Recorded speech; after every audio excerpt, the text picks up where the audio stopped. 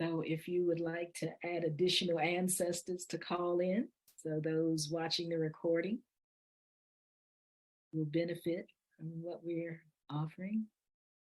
Ancestors.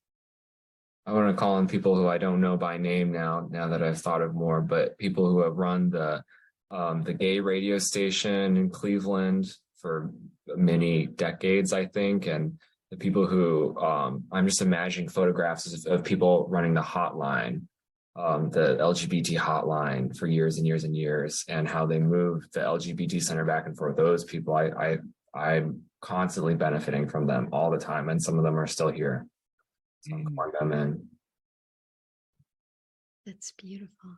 It is beautiful. And in the chat, Suzanne, I want to call in all the bearded women and queer people who've come before me. Yes, Ashe. I love a bearded. Yes. Yes. I'm about that life. Thank you for calling that in. I want to call in William Dorsey, an enslaved gay man. And once he got free, I'm going to do drag and open up a club in Washington, D.C. Yes. So great. I want to call in Polly Murray. Yes. Yeah. I want to call in my mother's first cousin who lived all her life as a weirdo, but in conservative India. Her name is Mona. She passed away a few years ago. It was a big deal when she finally started living with her best friend, and she came to like really conservative weddings with her best friend and 2 children to tow. But for the kind of family that my mother grew up in, it's like a big thing so that I can have flaming hair and say things like fuck gender and stuff like that. So Mona Ben, this is for you. And I also want to say that if it was not for the closeted queers in my family, this is my first queer event ever, and I'm so glad that it is with all of you. And and it's a big shout out to my mother's cousin who loved my mother. And I have been thinking about how my mother would have absolutely been non-binary if she had the vocabulary, or if she had a community, or if she had the opportunities to.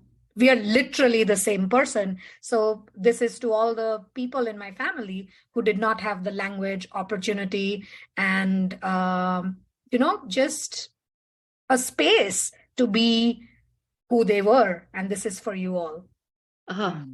Love that. And Mahamitra says, I would like to call in Sophie, one of my favorite musicians who died a couple years back. Thank you. Thank you. And always James Baldwin. Yes. Always Mr. Baldwin. Yeah. Okay.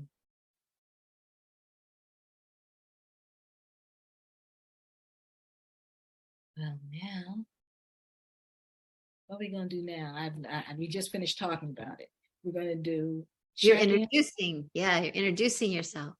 Yeah, so a short introduction. Of your very queer short introduction. I know we do, I will say, my name is Ayesha, she, her, your majesty. I'm living out my fabulous femme lesbian life. And I am resting, what I'm resting on in this moment is all the femmes that looked out for all the studs. That's the land on which I am standing today. I'll be next, and then we'll have everyone introduce yourself. So I'm Karen. I'm living in North Carolina, and I absolutely love being able to gather like this tonight, because I love Pride. I'm really in love with our people. I think that there's such a beautiful spiritual power in our people. So I was a pastor of a queer church for 10 years, and every single day I just marveled at the beauty of us, the spiritual loveliness of who we are. So this really means a lot to me. And so we want to know who you are, something about yourself. Do a LGBTQ introduction or just whatever you want. And I think, Ayesha, is it okay if we tag each other? Is that okay, you guys? So we're not waiting for a long time. Is that okay? Ekta, go next. Hi, everyone. My name is Ekta. The way you pronounce it, like ache, stomach ache, head ache, heart ache, Ekta. My pronouns are they, she, e, boo. I am gender expansive, and I am actually super pumped that I finally found a space where I wanted to try going to something Pride, though I've been living this fabulous life for a few years now. And yeah, what else am I supposed to say? Anything else? That's good to start. Yeah. Yes, amazing. Thank you.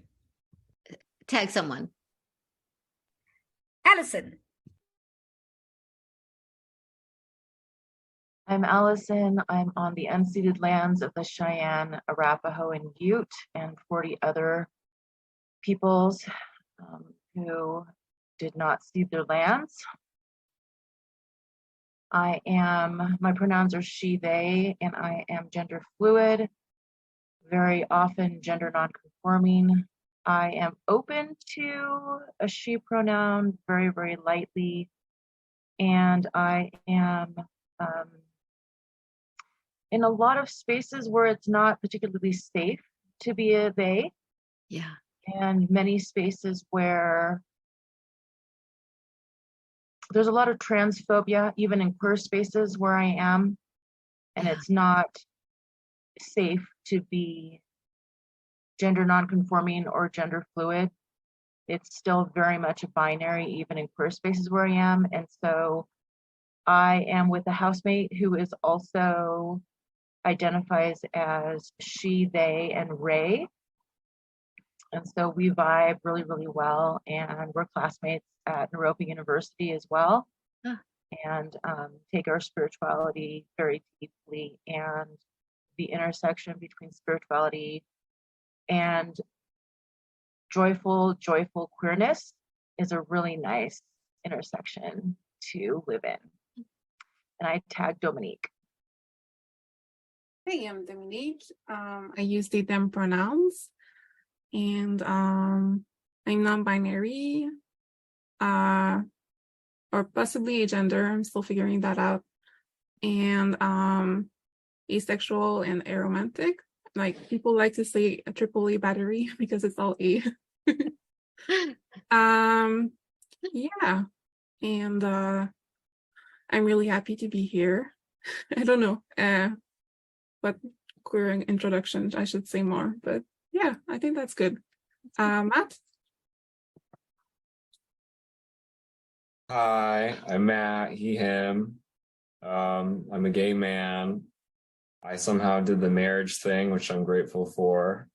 But I don't know, also navigating like an open relationship, doing a lot of gay stuff outside the relationship too. And I think that is, I don't know, something that drew me to Bhumi Sparsha was Lamarad talking about the apps, like the dating apps and stuff, and how like the navigating these like gay, very, very sexualized spaces, but also spaces where I don't know, I'm running into like leather bars where they have like potlucks and stuff. And then there's like this like deep history and like leather families and all this stuff. And it's all like hitting like really hard. And then people are like, what'd you do on the weekend? And I was like, I went to a bar. I don't know. Like, I don't even know what to say. So navigating all that stuff is really fun and weird and very exciting. So that's, if I had to pull anyone else in, it's like the leather people and their lineages and whatnot. That's lovely. I'll do popcorn to let's do, is it Carrie?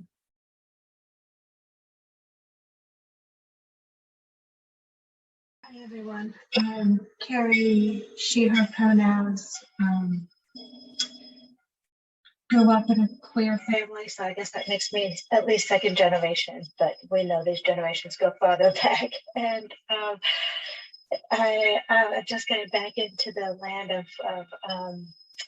multiple people, not far from Miss Ayesha, I'm glad to say, and settling back in and happy to be joining all of you tonight. So thank you. Thank you. Thank you. Do you want to tag someone?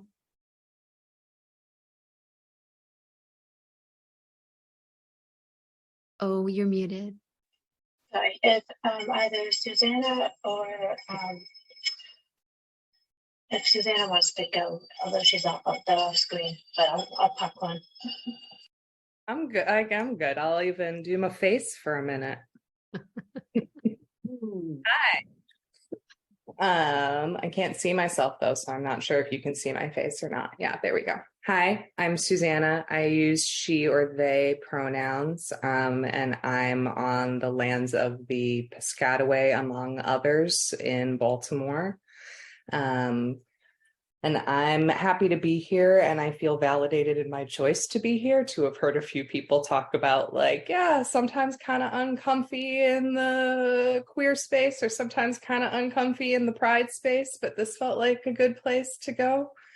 I relate to binary being tricky in queer spaces as well as not queer spaces. I tend to read as a trans man, which I'm not. I'm a genderqueer woman, and I'm genderqueer because that's the body that I got this time around. And so that can be tricky to navigate. And I'm also poly and kinky and often not about the party. So it can be tough to navigate how to be in those spaces and in that lifestyle when, yeah. And also I like the party when we're comfy and connected and feeling our centers and grounded and everything. And then I think things get really fun. I don't necessarily like the big party. So I'm happy to be here and exploring something different. And I believe Mahamitra is the only person left. Hey there, I'm Mahamitra. I use they, them pronouns. Right now I'm off camera just because I had an extremely long week, so I'm just relaxing. Not on the computer. I currently live on the Mi'kmaq, or the unceded territory of the Mi'kmaq people, on the east coast of Canada.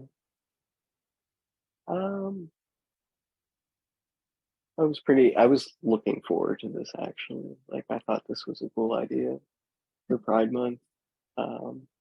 This type of gathering is really dear to my heart because I've always felt more of an affinity to online queer spaces than the kind of in-person spaces where I live. Have always been kind of tricky to navigate for me, as a lot of folks seem to have a similar experience. Yeah, so I'm a non-binary person, and I've been thinking a lot lately about how I kind of have a work gender. It feels like just kind of like putting on like one of excuse me, one of two chosen like masks I have to wear at work or whatever. Okay, this one works, whatever, you know. So it's nice to be in a space where I can use they pronouns without like I've never really been good at enforcing they pronoun use from other folks, so it's just nice to be in an environment where that's just accepted. So it's awesome. Anyway, thanks. Oh, thanks. Welcome, Mina. We're just introducing ourselves. You came at exactly the right time because everyone has actually done it except you. Do you want to just tell us? Hi. Oh, great. Hi. I'll turn on my camera.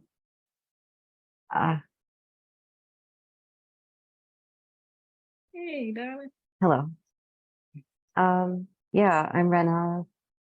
I use hello. I use they or she pronouns. I don't know what else to say, but yeah, I'm I'm here. I've been attempting for a little bit.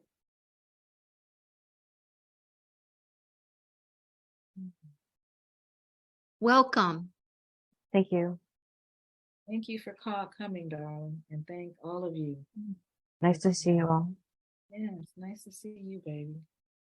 So now, Karen and I wanted to talk about this offering and a little bit about ourselves. So Karen, please take it away.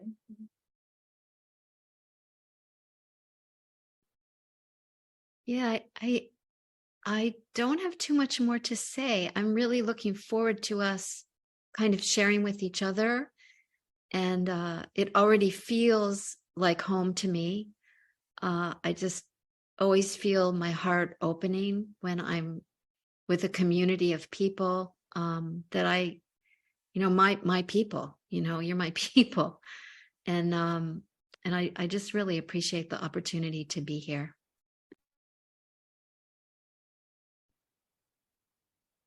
Well, I have more to say. Y'all know, okay? Good. First of all, that's why she's my Dharma sister. She encourages my nonsense. So I was particularly interested, particularly for Karen and I, who will never see 60 again. And your girl will be 70 next month, Lord willing, and the creek don't rise. And I thought it was particularly important for us to by our presence affirm that you're gonna be all right. I think that's the gift that any responsible crone or elder has, to share that you're gonna be all right. I am at a lot of intersections, always have been, never fit nowhere exactly. And that's a gift. Also wanting to affirm that I'm thinking of William Dorsey, Lillian Foster, those that I think I shared in the description, that, laws and threats sometimes in our favor and often not. What is true and has always been true is our existence is not and has never been up to the acceptance or lack of acceptance of others, or for that matter, ourselves. So that's why I wanted us to come together and affirm our freedom, because ultimately I believe the fear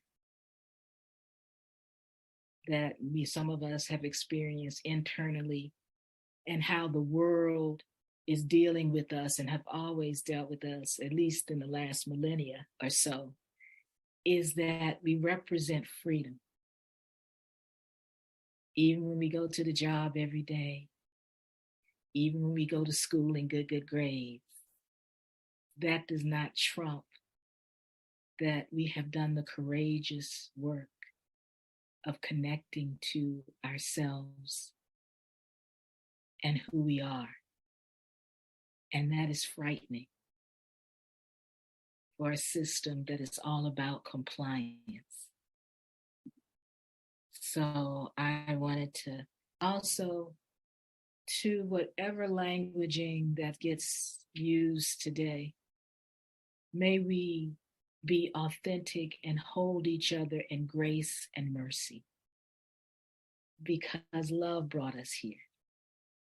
Even if we might trip over some irritation, love brought us here.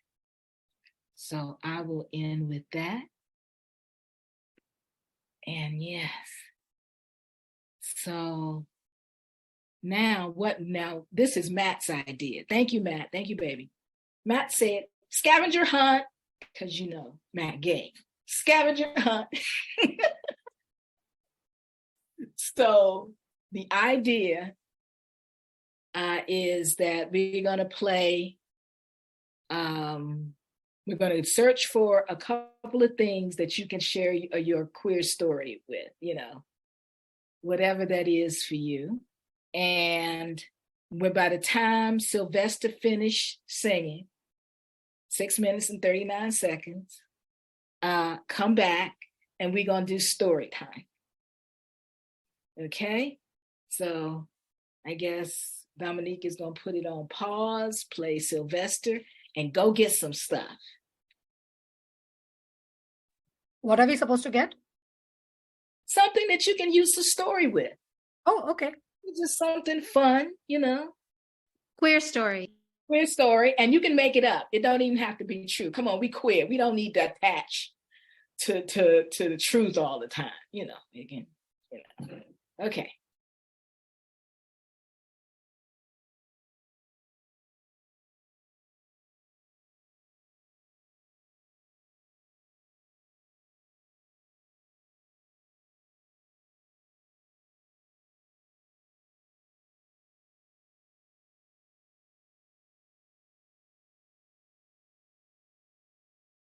Oh, you're muted. You're muted. Thank you, baby. When you you know, if you don't feel like putting your camera on, please take care of yourself. Just give us a thumbs up when you're back. I don't believe in leaving people, you know, in Bluetooth, right? So just wondering, okay. I hope your nervous systems are feeling good, relaxing, you know, knowing everything's going to be all right. You're not going to leave Carrie and Ikta. You're not leaving them. Where they do that at? Are you back yet, Ekta? Carrie? They're not giving me a thumbs up yet. Okay, good. I'm just saying, you know, Ikta, I need you to be in the Barbie movie just to have so your hair can That's just great. Yeah. You know. So we're just waiting for Carrie. Oh, great. We're all back. Okay. Story time, story time.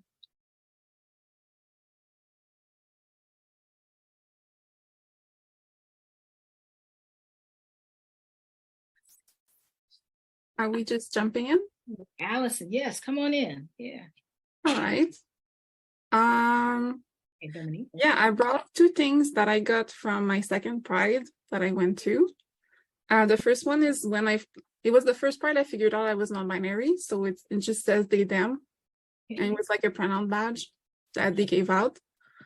And the other thing is so I was in grad school and they gave everyone who was graduating or leaving a little,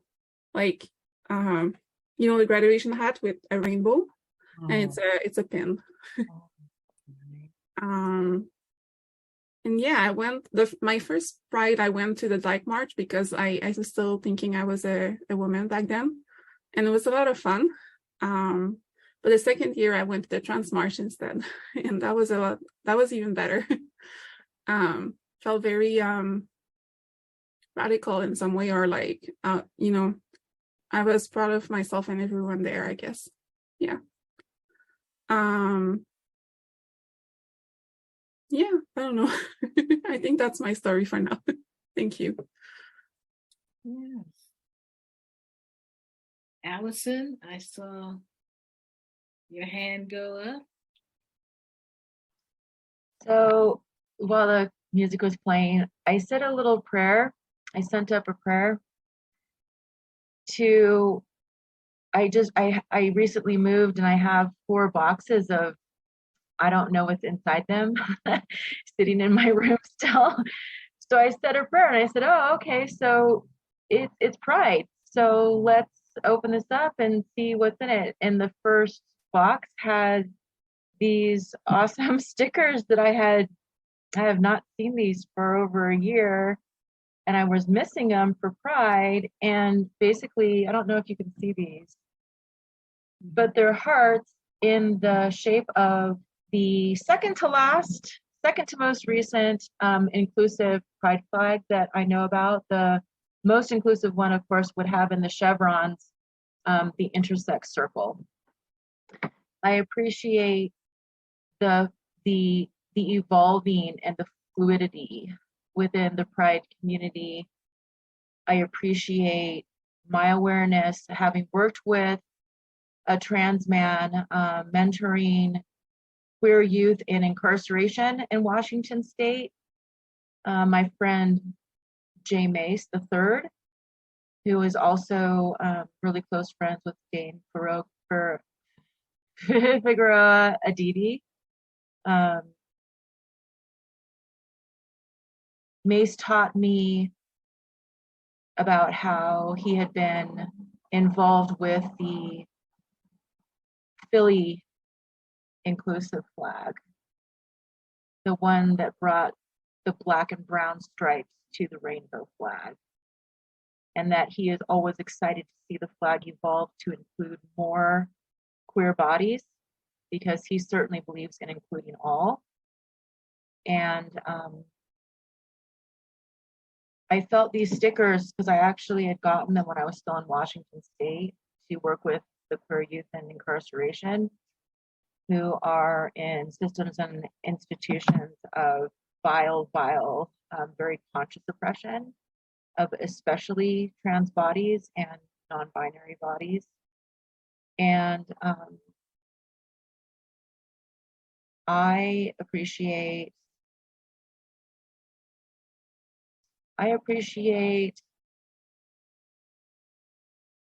the path that right now my local Sangha is in is the Plum Village path, and I appreciate Thich Nhat Hanh's revision of the 5 mindfulness trainings that specifically mention non-discrimination on the basis of sexuality and gender.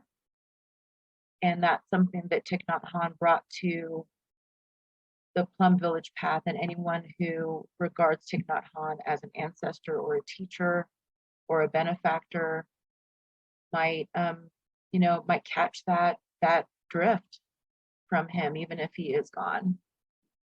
And so that's amazing manifestation from my little prayer that I sent up because of the invitation from Miss Ayesha and all those in the space.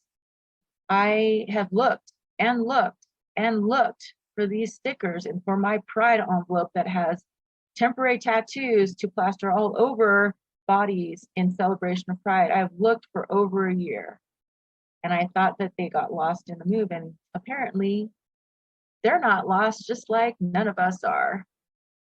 That's what I got. Thank you.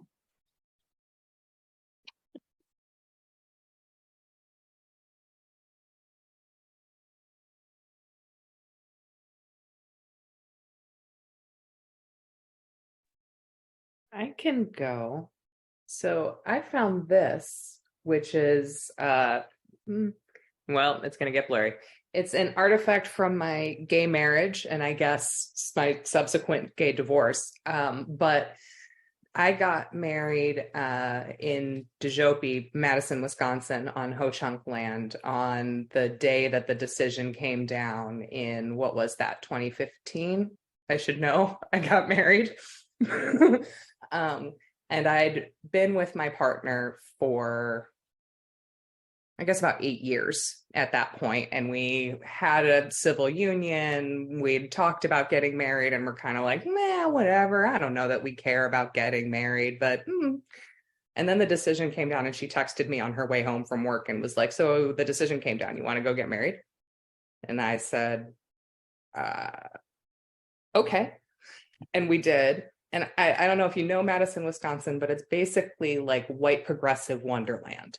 If you are a white progressive, Madison, Wisconsin is your place. And so like the town had descended on the courthouse for the day of this decision of just people crowded it with flowers. The police brought a sheet cake from across the street. There were just people everywhere celebrating it. And we walk up to the courthouse and we see this young hipster straight couple with a maybe 4-year-old swinging around on railings. And they go, they're getting married. and get their kid all excited. And we get to the courthouse and they've set up a whole system to usher all of the crowds that are going to come and get married through. They bring us into the county clerk's office, the actual county clerk's physical office where his desk is, because there's nowhere else to take us. This little woman comes in and apologizes profusely as she hands us the forms, because the forms say husband and wife. Sorry, that's just what they say. We're so sorry, but these are the forms. And we're like, it's fine. I didn't think you got new forms printed up at 1 PM. The city clerk eventually comes in and he goes, "Oh, I'm so sorry," as we're in his office signing our documents. "I'm so sorry, I have to leave." And he says, "I heard I just got a call from the governor and he's pretty upset with me because he wasn't supposed to be issuing these marriage licenses at all because the state didn't want him to." And we find a random judge who takes us out onto the front steps of the courthouse, and this middle-aged straight couple who were the most excited people I had ever seen, and were more excited than we were there to be our witnesses. And we're just, "You're getting married." And we said our vows with some judge that was willing to stick around at 5 PM on a Friday to marry people, and got married. And I come from a lovely and very normie family where, like, if you don't go to church every week, you must be the weird one, normie. And I come from the we don't go to church every week branch of the family. And they didn't know what to think about it. They were like, "Well, you've been together and we've kind of been acting like you're married to be respectful of your relationship, but now you are married. So do we care that you got married or not?" And this was one of the gifts that I got from my very normie family. Was my Aunt Sandy and Uncle Barry sent this framed piece of pottery with these 2 flowers on it as a, "We don't know how much we're supposed to care about this, but we love and support you." And now thinking about the message from the Crones that we received this evening, that everything's going to be okay. That was a very bad marriage. It was involved injunctions and going to court at the end, bad marriage. And everything was okay. I'm okay. I got through it and I'm okay. And I'm kind of probably in the death throes of another relationship right now, probably. I'm going to be okay if that's what happens too. And it's kind of nice to be able to tell a fun story about this right now and remember that, yeah, it got bad and we're all still here and we're okay. Thank you so much, dear. Thank you, baby.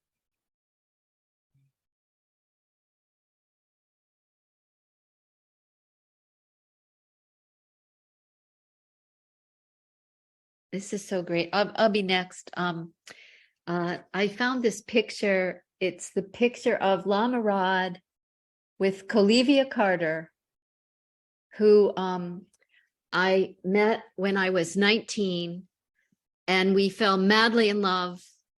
And neither one of us had ever met a gay person before, and we just didn't know what to do. It was 1972. And when Lama Rod came to Durham, we stayed in touch all these years, but when Lama Rod came to Durham, the first time she came and met him, and she always comes if he ever comes to Durham, and we've always been in touch, but that experience of having a retreat with Lama Rod and hanging out with Lama Rod a little bit has really even made our relationship more deep, you know. And every day I'm so grateful to her, because all the important doors that ever opened for me were because I fell in love with a woman and decided, you know, it's fine. Even though at that time it wasn't fine, but it got fine, you know. It got fine, and it's fine now.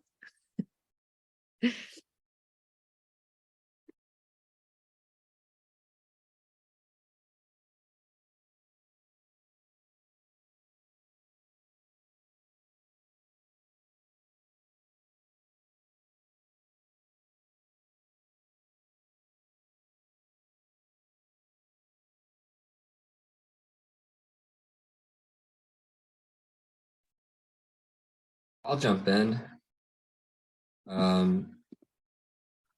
This is so cool. Okay. So what I found was my Eagle Scout thing that I have. I don't know, hanker, chief, some the necktie thing. It was like I was age 16 when I came out to myself as gay, figured out I wasn't growing out of it. And then the coolest thing ever, there was this thing called the Gay Christian Network that was online, and it was like this forum back when forums were like the basic form of the internet. And I had like queer elders who were also like doing faith things, coach me on how to come out to my parents, which was really cool. But then I quickly realized after I came out to my parents and it went fine, that like if I came out to like friends and family at that age, like the Boy Scouts of America might kick me out. I don't know. And so that was my first push with like against like gay marriage wasn't a thing yet. So I knew like, oh, I might have to go to New York to get married, whatever. It's not that big of a deal. So it was like, there's this weird situation where I was like out to my parents before, like a lot of friends who would have been supportive. And so I like waited a year, you know, one of the like horniest years, 16, 17, like knowing that like friends would be okay with it. They're singing like the alpha, what is it? What's the play when it's like, it's okay to be gay. They're singing that song. And I have other out friends where I'm like, I need this to get into college because I'm all worried about this and that and the other thing. And so that was a mess. And something that got me through it was a web comic called Tripping Over You, which was a gay web comic.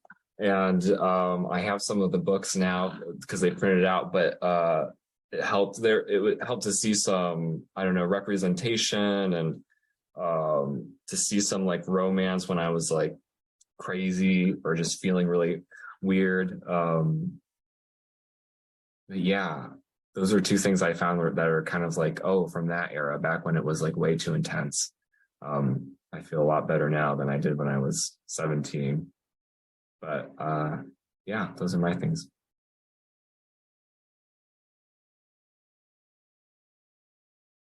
Sorry, I have a question, which is why I raised my hand in chat. Could you explain what the Eagle Scouts are? Because I'm not aware.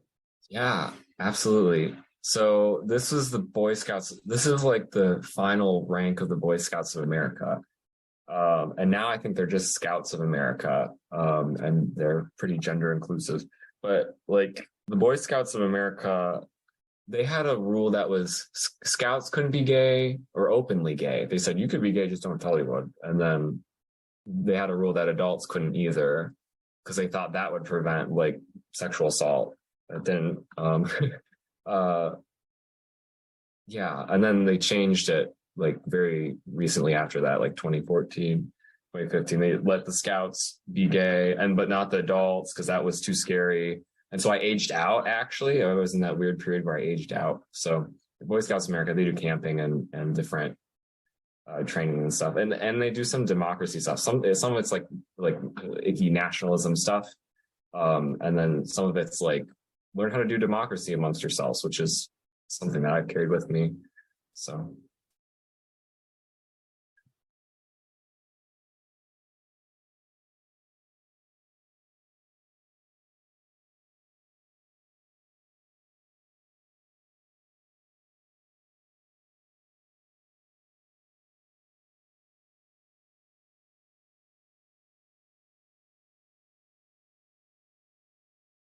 All right, anyone want to go next? Who's feeling it?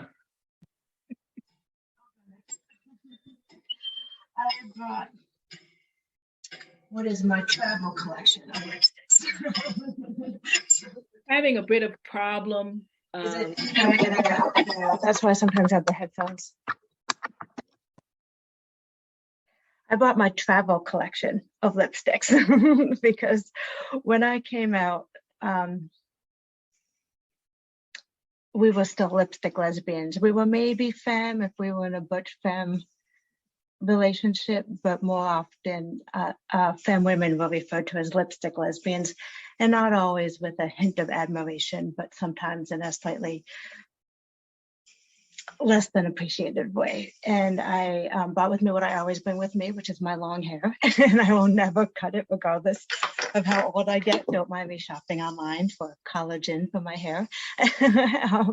But I just bought all of what some people think of derisively as feminine things for both women and gender non-conforming folks. And I just really celebrate that aspect of who I am, because when I first came out, I tried to tamp it down and it just didn't feel real to me.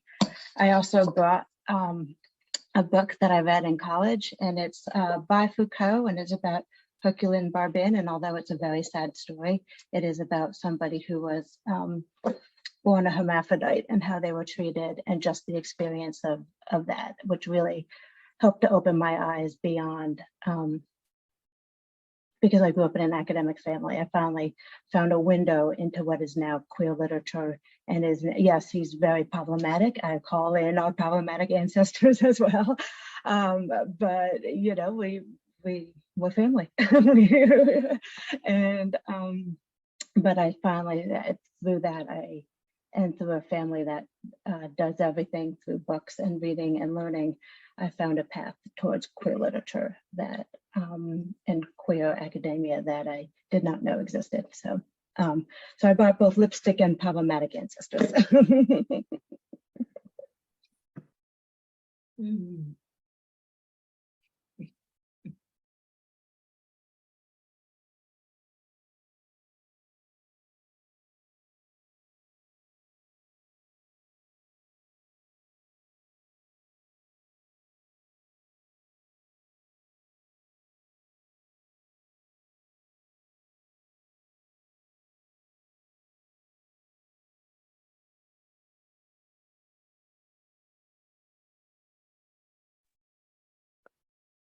Anybody else want to share a story or share a thing? Sure, I can go. I've never shared any of this. I mean, I have and I have not, but I want to first show you a picture because, oh, I lost it. 1 second.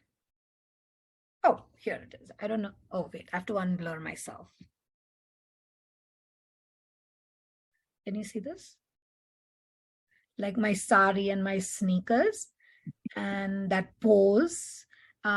So basically all my life, I've kind of felt like, what is this? I don't fit in, you know, like, I don't feel like your girl, sit like a girl, whatever, man. Like, I was just like, what is this? I just couldn't get it, because my mom used to climb trees and she had short hair, and she was like, she used to wear girls' clothes, but was just so weird and hated cooking. And then she was like, I don't fit in. And then I was like, I don't fit in. Anyway, so the long story short is, I want to talk to you about fashion and accessories, because I owe my style. I'm all into the big, bold jewelry and big coats and loud colors. So I brought some coats to show you all. So this is a coat. It's like gold and it has all these colors in it. And then this I got from Turkey this year. And then this is Kantha from Bangladesh. It's like red and patchwork and embroidery. And it's like, I don't know if you can see it. It's that. And then I wear like big ass jewelry. Like this is leather from Kenya. And then there's these big silver coin necklaces like this. And I like to do gold and silver, all matchy, like huge. I'm known for my loud accessories, and I owe my style quotient to all the Indian lesbians. So here's the thing, like, as you all were talking about, you know, this literature, this piece of book, and I was like, you know what? That's why I can say that this shit, we don't choose it, because I had none of that. I had no exposure to any of this. But yes, yet since I was a child, I've made out with everybody. Like, I don't care. You got a body, you like me, I like you, I'm gonna kiss you. Sometimes even if I don't like you, I'm gonna kiss you, you know? And that's just, yeah, like my sexual awakening was very young, and I had a great time. And like, I just find that there is nothing that can contain this spirit, not gender, not sexuality, not words, not language. I was telling my partner, he's a cis man. And when I married him, I was, a straight woman, I suppose, whatever, or passing, whatever you call it. And recently I was telling him, I don't like they. When people say they, I'm like, When people say she, I'm like, But when you say boo, like he calls me boo, I'm like, that word resonates with me. Like, that feels like boo is my pronoun, because it's a word of love. Like, every time someone uses a pronoun, I feel like they're putting me in a box, and I don't want to be in a box. Before I knew that I was queer, people around me knew it. So I used to run a young onset dementia program for people with dementia. So people in the 30s, 40s, 50s, and their care partners, whatever, whoever they wanted to bring, they used to come to this program. And one day I look around and I'm like, wow, there's like a ton of lesbians in this group. And so I was like, oh, suddenly, like, we have a lot of lesbians in this group. We had throuples, we had like all kinds of people showing up. So there's this 53-year-old woman. It's like a busy thing, and we're talking about something, and she just comes in and she's like, it's because you have the lesbo vibe, don't you? And like, the entire office, she's a client with dementia, and so the entire office is like holding their breath. And I'm just like, okay, good to know, thank you for letting me know. So it was like people were picking up on these things, and I'm just like, yeah, whatever. I mean, I kind of knew, but I didn't know. And then I went to my second Vipassana retreat, and like, everything started falling away. And then one day I was meditating, and it's like, bisexual. And then I started having these talks with my partner.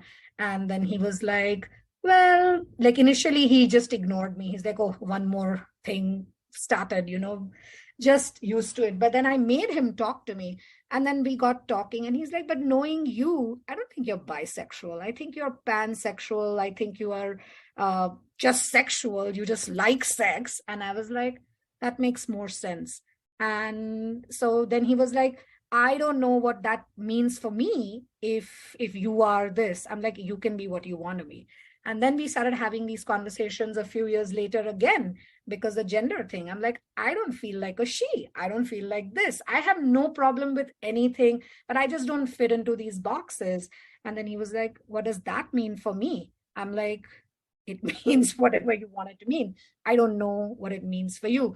We're still figuring it out. We have an amazing non-binary therapist who also is in a long-term relationship, and they're, kind of figuring stuff out. And it's been incredible, like, to go into this space and to talk and to see Sid cry. And it's just all very wonderful. So the long and the short of it is, my hair and my pronouns are on all social media, are on everything. And it's in my quiet way. I tell the most conservative Christian and Hindu and Jain family members that you love me and I'm queer. That means you love queer people.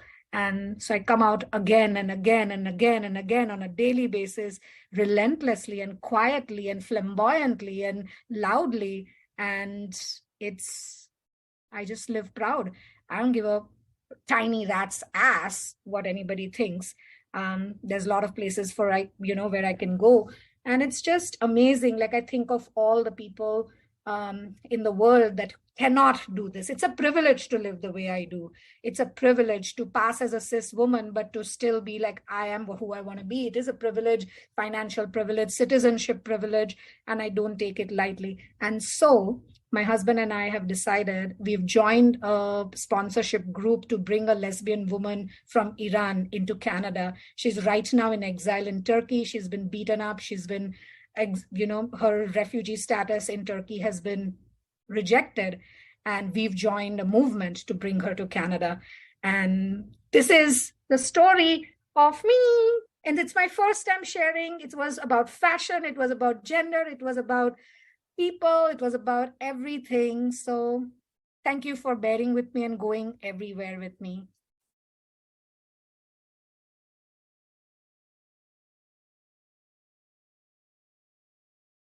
Thank you for sharing. I'd like to go next, but first I want to say that really resonated with me as well, as an Indian non-binary lesbian who has a strong relationship to fashion.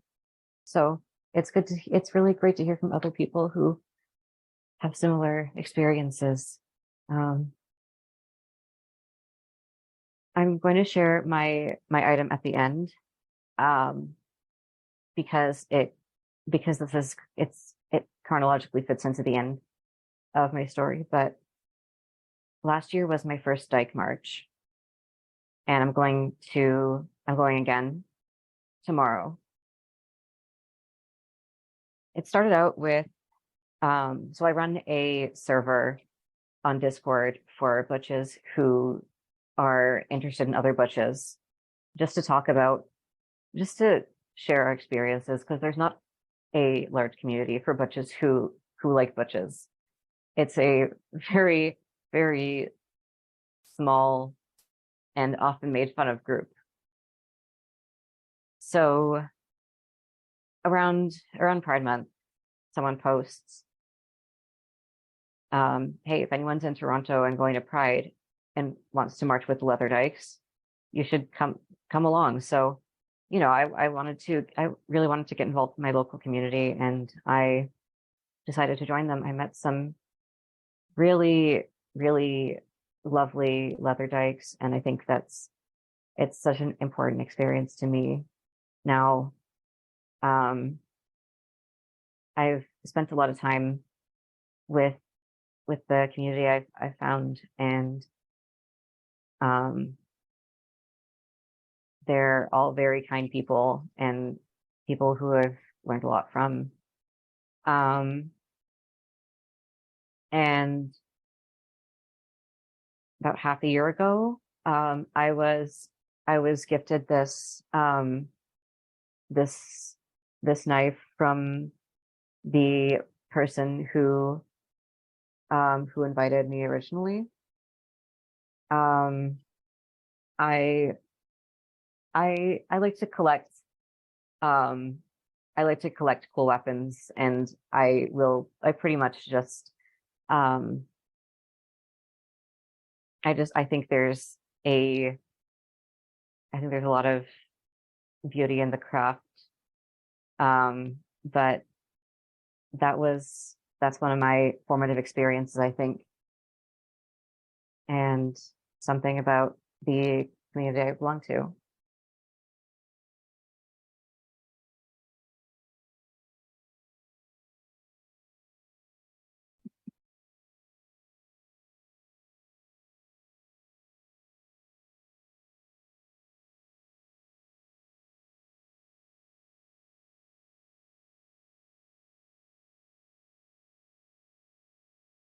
Can I ask a follow-up question for you? Which is, do you own any swords? Are you a sword person? I do have a couple swords. I have one that I got at Value Village, and I have one that's from an anime convention, a replica of an anime weapon. I also make like foam and plastic replicas, props to bring to conventions, because I do all that cosplay stuff. Oh, awesome. So cool. That's great.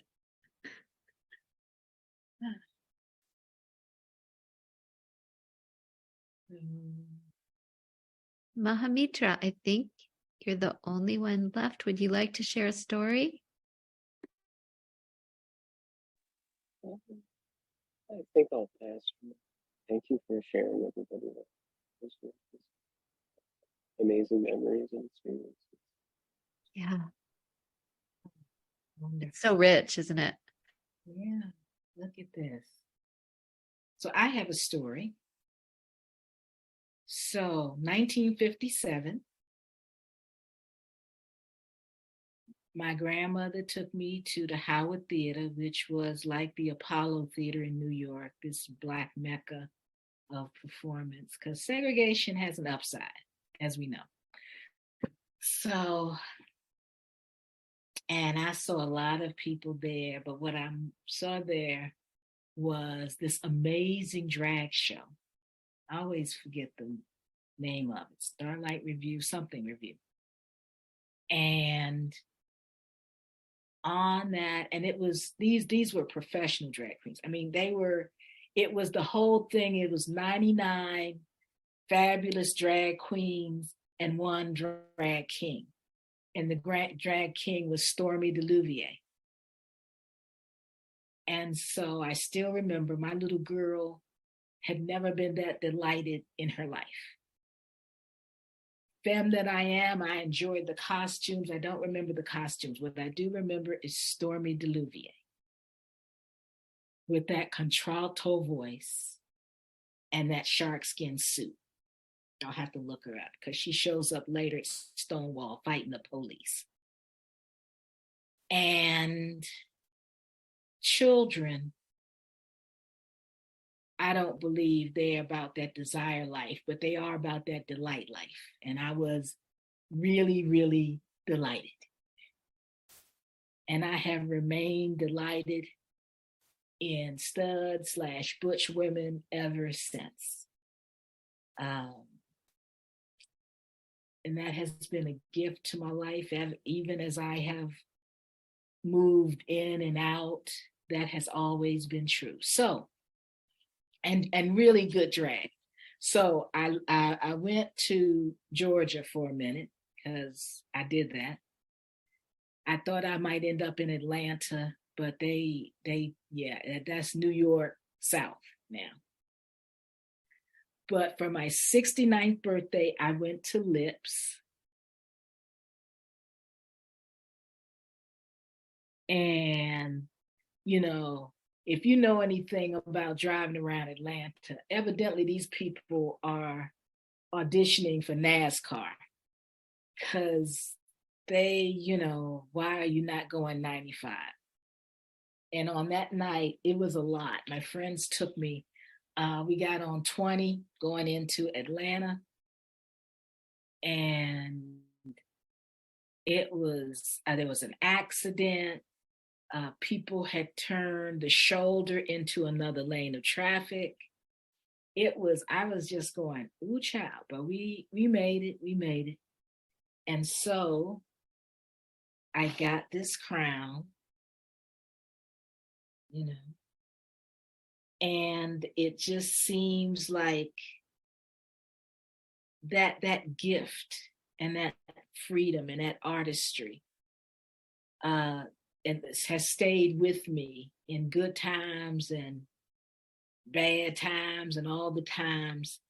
That expression of outward, I don't give a fuck, this is what I'm doing. And it supports me still. And I went to New York the first day of June to hang out with my delightful and very 10 toes down stud friend. And we went to Stonewall, and there was Stormy across the street. And yeah, it was just such a gift and an affirmation. Be that as it will or may, we're going to be doing what we doing, and that was just wonderful. Just which connects with my enslaved lineage, because they don't know why we here either. The cotton's been picked. So that just made me, just brought back some very beautiful times. And my choice to affirm who I am, I will say this, okay? I don't think for me, I don't need books. I don't need to, who we got to read about. Baby, who is you? Okay, that's it. Who is you? That's who you is? Okay, that's it. That's all. That's it. That's all. And going to what, Ikta was saying, I have found that once we begin to know each other, all these damn labels fall away anyhow. All right. We become heart connected. And it's like, yeah, it's okay. So that's where I am on that. So I think I was the last person. Karen and I, okay, so I got a lot of queer children in my life because they don't know older people, they don't know folks, and they not, or the older people are acting like, I'm just saying, this is some older people shit, right, Karen? I just don't understand, bitch. I was at the club with you. What you don't mean you don't understand? But y'all weren't there, so y'all looking at them going, they don't understand. It was different, but it sure enough was the same. We was doing scandalous shit, and all this stuff. So anyway, question and answers. Ask an older queer, okay? Questions you may have. I know I got a big white gay brother, Gary. Gary, Matt. So if you want me to ask him some questions, I roll with Rick. He can. I'll get back to you. And yeah, so just I'm old enough to be some of y'all's grandmothers. So so what do you want to know? And Karen, too. We just ask us what you want to know.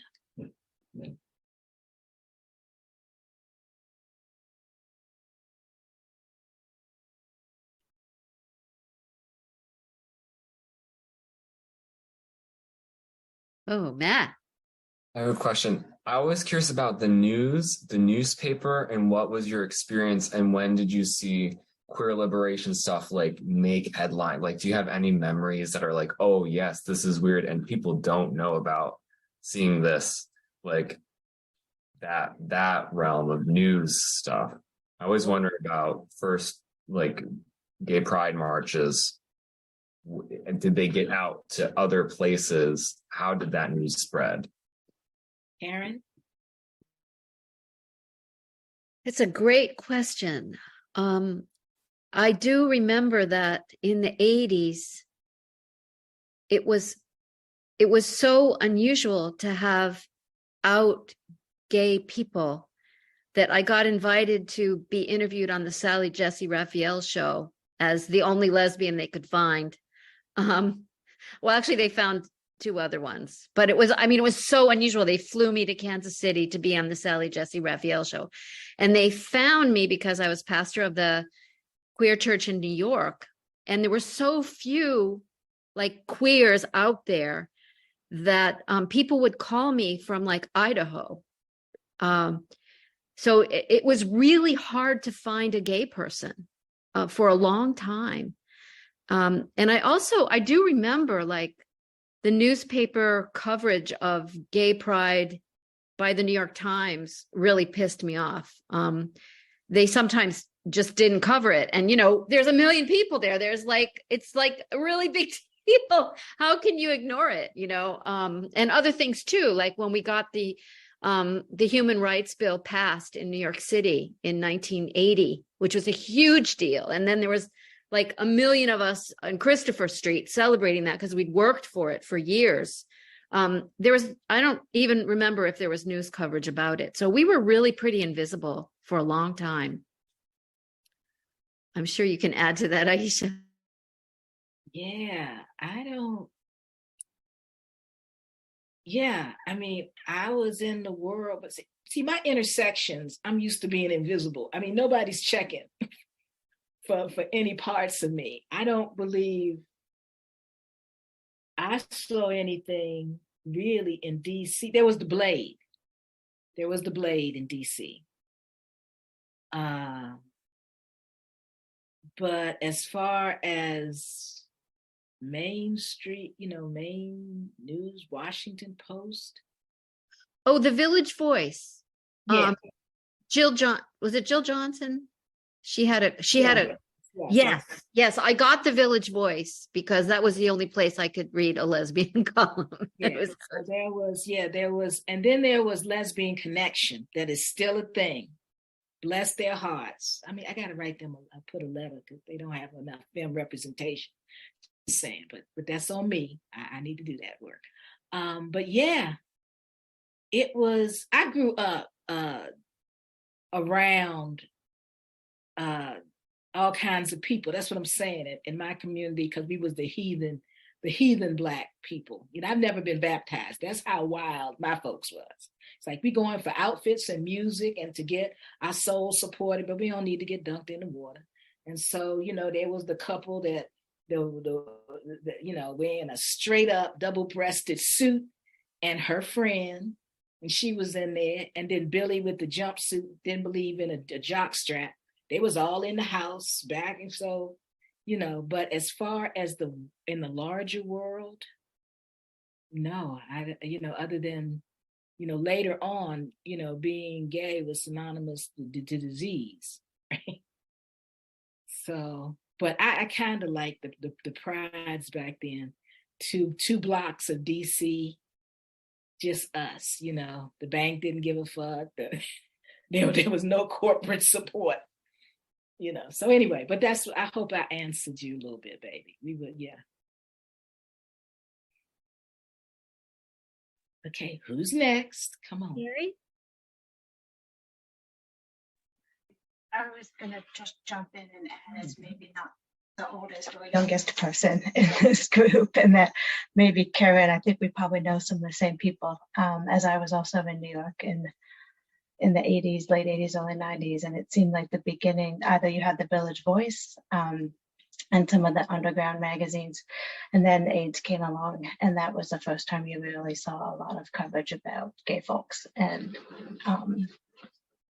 it's really unfortunate that that's kind of how the mainstream media first introduced us, if you will. So, but for those of us who have been here for a while, it's nice to see how much, you know, that you talked about, like message boards and forums, and even just the idea that those existed is amazing.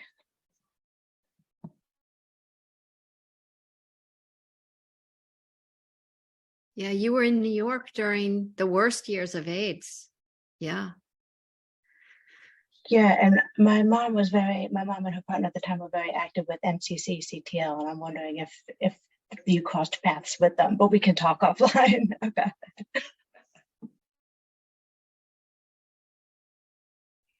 Somewhere I have a t-shirt that said "Risky Not Risky" on it. And I was probably the only girl in my all Catholic school, high school, that had that t-shirt. What did it say again? It said "Frisky Not Risky." As part of, like, you know, handing out just raising awareness around, you know, safer sex and stuff. Yeah. Oh, that's great. That's great. Yeah. You know, I had this random memory while we were all talking that I just have to share, which is when I was like in 8th grade, they used to have roller derby on television. And I remember really trying to watch roller derby, but I didn't want my parents to know why I was watching roller derby or that I was watching roller derby. But I had no words for it. I didn't know I was gay. I didn't know. I thought these women were, I had no words, but I just snuck in and tried to watch roller derby so I could see those women. Mm. Yay, roller derby. Yes.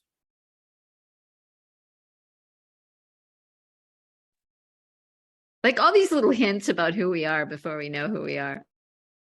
Yeah.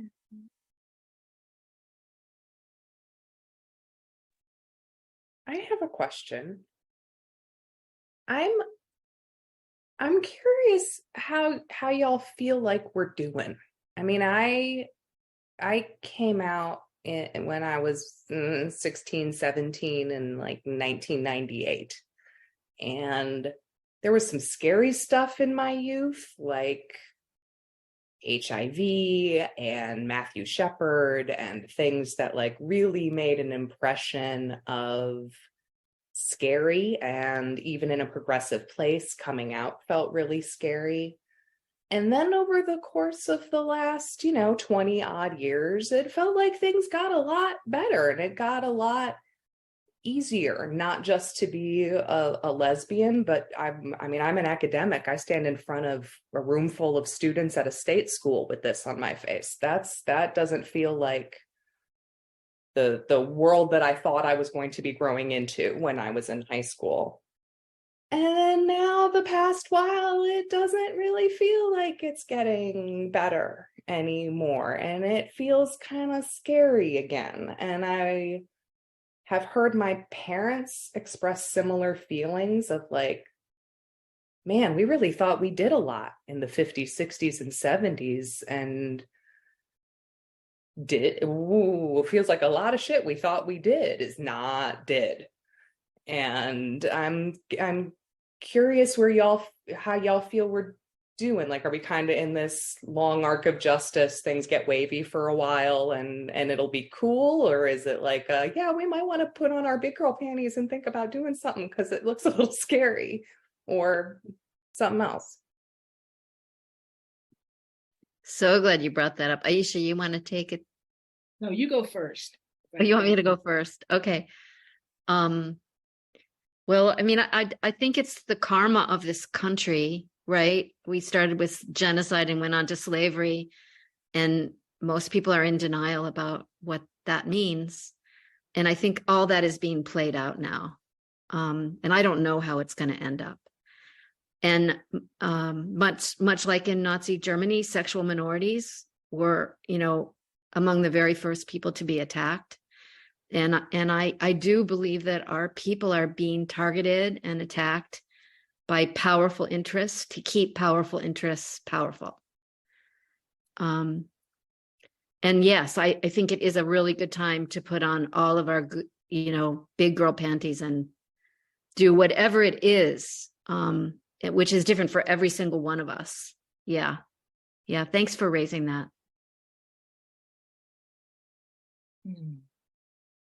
How are you doing? So Karen and I was just talking about this, right? I bring the wisdom of my lineage, because and a lot of y'all don't have that, okay? Because we've been living at the scene of the crime for a couple of centuries. And so what I would offer is what I get concerned about is what I sometimes see as a cultivation that is not as hardy as it need to be. Because I have lived my whole life in a world that don't give a fuck. Okay. That is not an invitation to despair, but that is like some good information in how I'm gonna make decisions. And I think one of the things of my lineage, the older people used to say, don't let nobody steal your joy. I get concerned that particularly those of you who are engaged in political struggles and all, well, first of all, many of y'all at the age, y'all still in them streets, okay? So just existing with just getting up and going to work or going to school is a lot.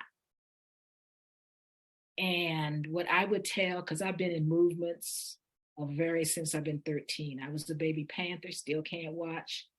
What is it? Judas and the Black Messiah, because I was selling the paper that had Fred Hampton's body. They shot that child up, because he was bringing people together. That's what gets you killed in this shit. You don't get killed talking hate and division. Your ass will get killed talking, bringing people together. And I am concerned about joy. I am concerned about moving into language instead of love.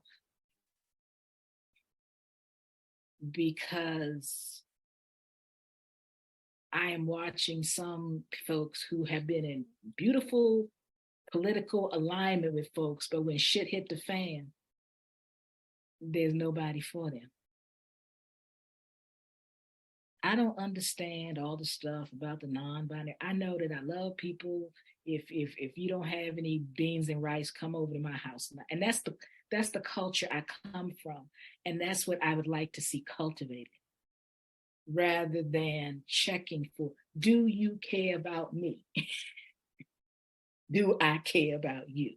Now we can work on some shit. But if you don't care about me for real, then what we doing? We don't need to be doing all this talking and meeting, because, and I do believe that a time is coming where it will be very important, no matter where you are in privilege right now, because, freedom came for 12 years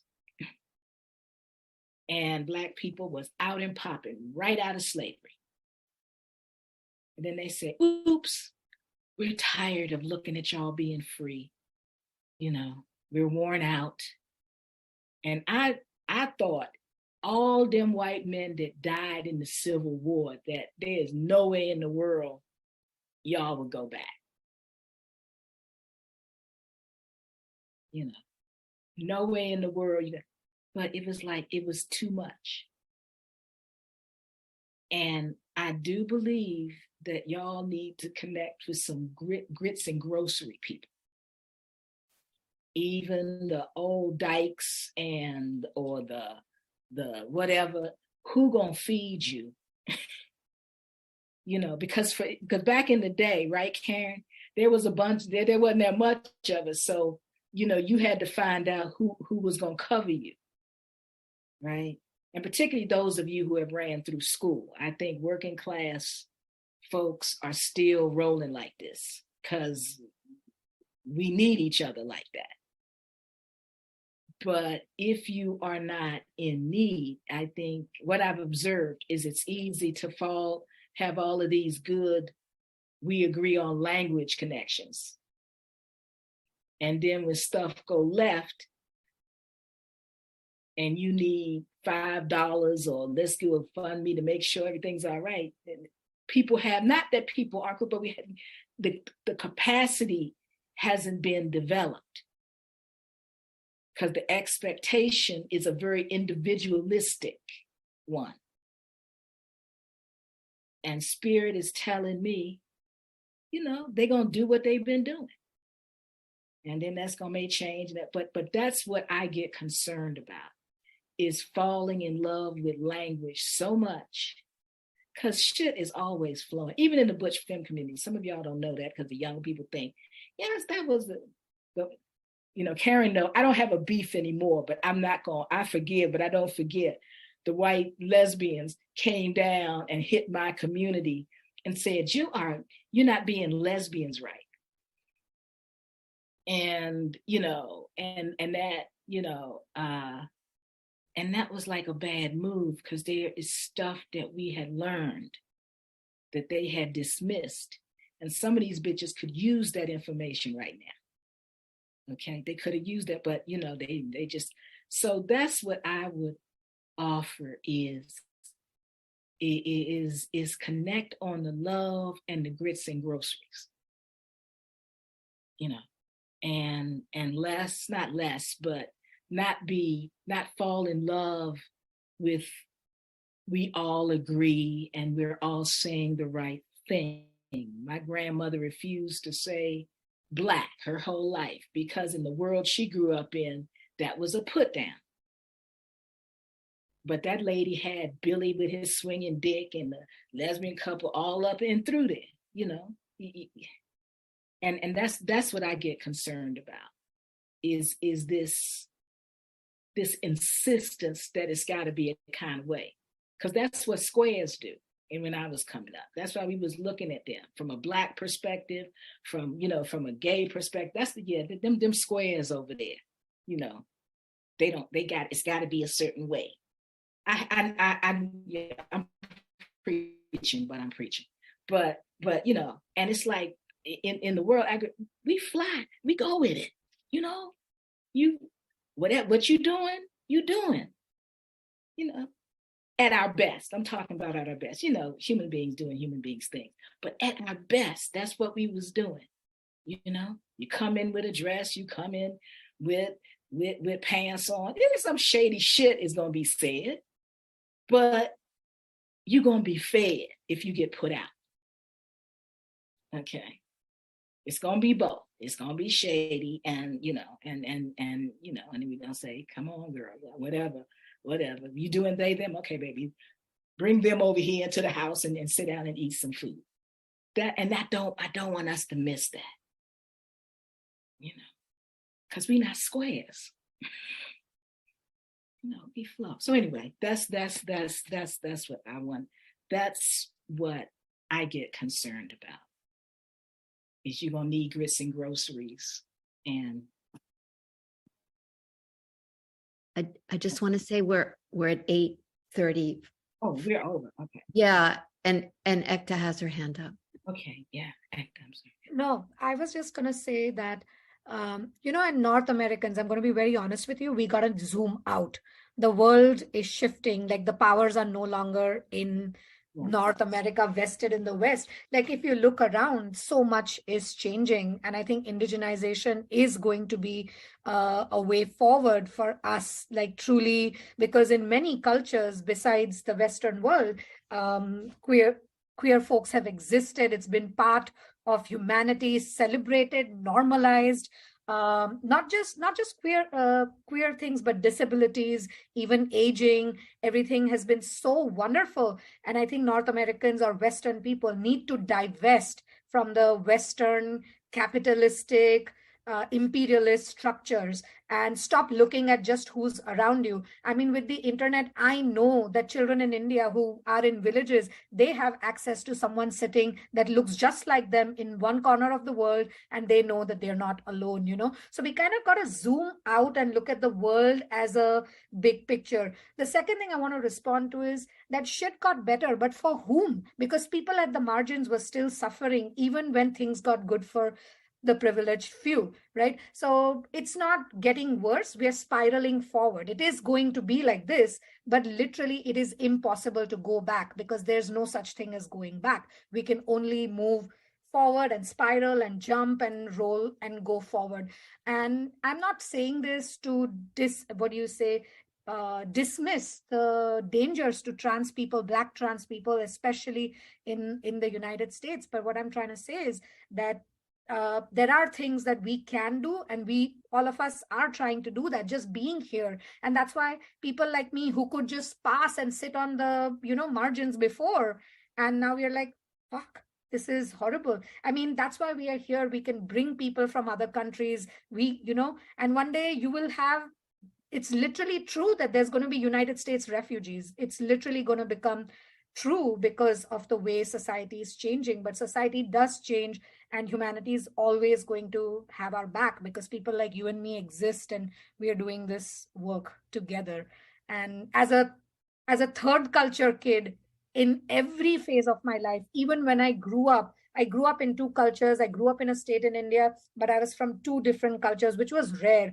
There were no people in my family, I mean, in my school, where in my grade, where parents had a love marriage, parents had different faiths, parents had different cultures, different languages, different customs, and where we are today, you know, it's meant to, and like Lamarad says, samsara is going to samsaring a little bit louder when things start changing, because it's trying to hold on, you know, like it's physics, like objects in motion try to stay in motion, and then it's just going to be a big bang. And I don't know what it's going to look like.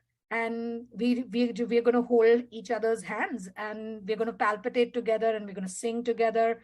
And, you know, it's going to be messy, but it's going to be good.